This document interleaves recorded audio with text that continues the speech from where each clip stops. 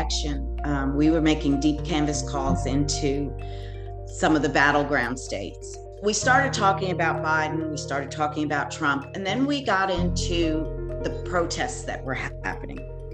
And she expressed, Linda said, you know, I have a lot of Black friends, and I even worked in the school system, so I know a lot of Black people. She said, but I don't understand why folks are rioting and why people are so upset.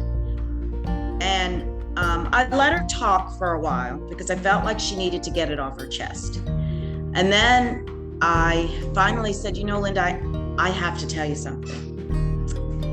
I'm Black. And there was a pause. And she said, well, you're not like other Black people. And I said, I'm not sure I know what you mean, Linda, because I'm just a regular person. I said, and here's what I think. Here's how I feel about what's going on in our country. And to her credit, Linda listened. She really listened. And by the end of the call, she said, I guess I didn't see it that way. You know, I guess, you know, there's more that I need to think about. I'm the son of Latino immigrants, so I don't have any generational roots to the city or any city, really. I'm also queer, and I thought that maybe that would be something that at the doors that folks wouldn't accept about me. And honestly, all of those things did not have any impact on what voters felt about me. When I was out there knocking doors, the number one thing that people would tell me is, hey, you're out here, you're talking to me. And that's more than most people do.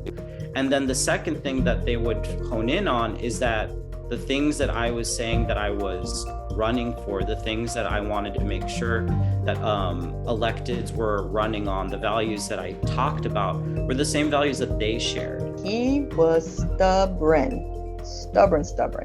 He was a widower, and he was bent on not voting.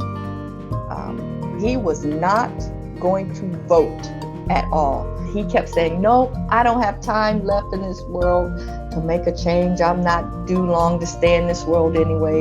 You know, I said, I don't know what your religion is or what you believe in. I said, but wouldn't it be funny if that higher being decided just because you're being so cantankerous and mean that he just keeps you here for another 4 years and Donald Trump wins because you didn't vote?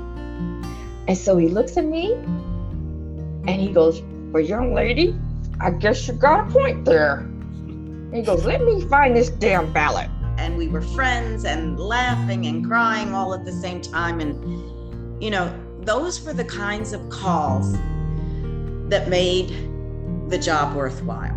Those were the kinds of calls when you could really reach somebody deeply and make them at least think about what you've said or what you've expressed during that call. Those are the calls that stick with you. I'll never forget Linda. Never. And I hope she doesn't forget me.